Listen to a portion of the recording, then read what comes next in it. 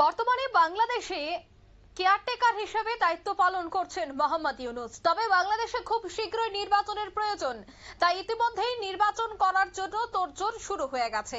তবে যে আপডেট পাওয়া গেছে, এবার কিন্তু বাংলাদেশে খুব শীঘ্রই নির্বাচন হতে চলেছে। তাই এবার এপ্রিল নয়, ফেব্রুয়ারিতেই হতে চলেছে নির্বাচন।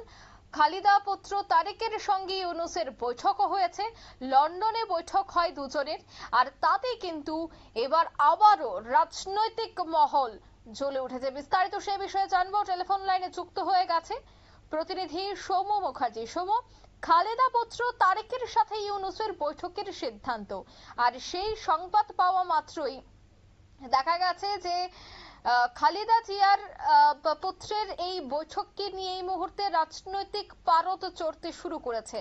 কি আপডেট রয়েছে তোমার কাছে? 2024-এর 5ই আগস্ট বাংলাদেশে গণবিক্ষোভ হয়। তারপরে প্রধানমন্ত্রী পদ থেকে ইস্তফা দিতে বাধ্য হন, দিয়ে তারপর দেশ ছাড়েন শেখ হাসিনা। তারপরে 8ই আগস্ট মোহাম্মদ ইউনূসের নেতৃত্বে অন্তর্বর্তী সরকার গঠিত হয় বাংলাদেশে। বাংলাদেশের রাজনীতি সেই পালা বদলের পরেই যেটা আলোচনা হয়েছিল যে বাংলাদেশে প্রয়োজনীয় কিছু সংস্কারের পরে সাধারণ নির্বাচন আয়োজন করবে অন্তর্বর্তী সরকার। বিভিন্ন রাজনৈতিক দল এবছরের মধ্যেই, মানে 2025 সালের মধ্যেই নির্বাচন সংগঠিত করার দাবি জানিয়েছিল। কিন্তু কিছুদিন আগে মোহাম্মদ ইউনূস ঘোষণা করে যে 2026 সালের এপ্রিল মাসের আগে নির্বাচন করা সম্ভব নয়। এপ্রিলের প্রথমার্ধেই ভোট হবে বাংলাদেশে। ইউনূসের এই ঘোষণার পরেই প্রবল বিতর্ক তৈরি হয় বাংলাদেশের রাজনৈতিক মহলে। বিএনপি সরাসরি এই সিদ্ধান্তের বিরোধিতা করে। তারা পরিষ্কার বলে যে এপ্রিল মাসে ভোট না করিয়ে ভোট আরো এগিয়ে নিয়ে আসতে হবে। আর তার পরেই আজকে শুক্রবার দিন সকালবেলা মোহাম্মদ ইউনূস লন্ডনের একটি হোটেলে খালেদা জিয়ার পুত্র বিএনপি চেয়ারম্যান তারেক রহমানের সঙ্গে বৈঠক করেন। বৈঠকের পরে তারা যৌথ বিবৃতি দিয়ে জানায় যে ফেব্রুয়ারি মাসে ভোটের বিষয়ে দুজনের মধ্যে আলোচনা হয়েছে এবং মানে চেষ্টা করা হচ্ছে যাতে 2026 সালে ফেব্রুয়ারি মাসেই এই বাংলাদেশে নির্বাচন করা হয়। যেটা বাংলাদেশের সরকার সূত্রে জানা যাচ্ছে যে লন্ডনের স্থানীয় সময় সকাল 9:30 নাগাদ আজকে তারেক রহমান ও মোহাম্মদ ইউনূসের বৈঠক শুরু হয়েছিল।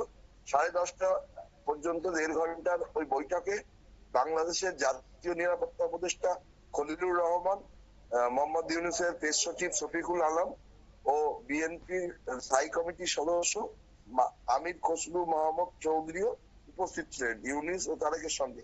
এবং বৈঠকটি খুবই সৌহার্দ্যমূলক পরিবেশের মধ্যে দিয়ে হয়েছে বলে তারা জানিয়েছে। আর এই বৈঠকেই বাংলাদেশের অন্তর্বর্তী সরকারের প্রধান উপদেষ্টা মোহাম্মদ ইউনূসের কাছে রমজান মাসের আগে ভোট করানোর প্রস্তাব দেন খালেদা জিয়ার পুত্র তারেক রহমান। বলেন যে খালেদা জিয়াও তাই চাইছেন। তখন ইউনূস তারেককে জানান যে সব প্রস্তুতি যদি সম্পূর্ণ হয় তাহলে রমজান মাসের আগের সপ্তাহেই নির্বাচনের আয়োজন করা যেতে পারে। তবে ওই সময়ের আগে দেশের সংস্কার ও বিচারের পর্যাপ্ত অগ্রগতির প্রয়োজন বলেই ইউনূস উল্লেখ করেন। ইউনূসের অবস্থানকে স্বাগত জানিয়েছে তারেক।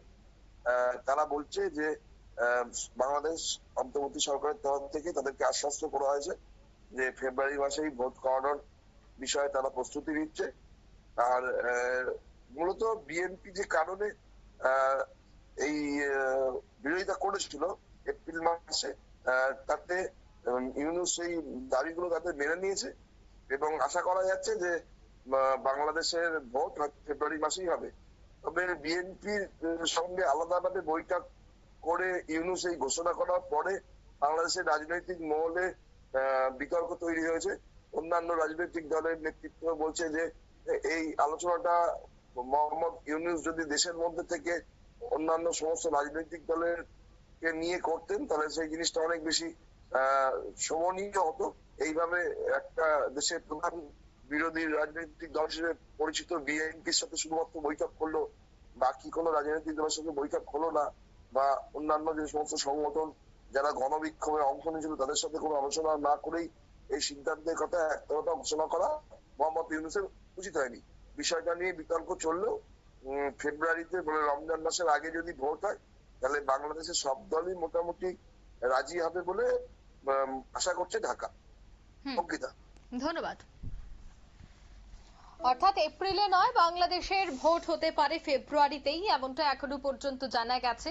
তবে খালেদা জিয়ার ছেলের সাথে অর্থাৎ তারেকের সাথে বৈঠক কেন, অন্যান্য রাজনৈতিক দলের নেতৃত্বদের সাথে বৈঠক করেনি মোহাম্মদ ইউনূস, এ নিয়েও কিন্তু এক প্রকার বিক্ষোভে নেমেছে বাংলাদেশের বিভিন্ন রাজনৈতিক দলের নেতৃত্বরা। নিয়ে নিচ্ছে ছোট্ট একটি বিজ্ঞাপন বিরতির সঙ্গে থাকুন।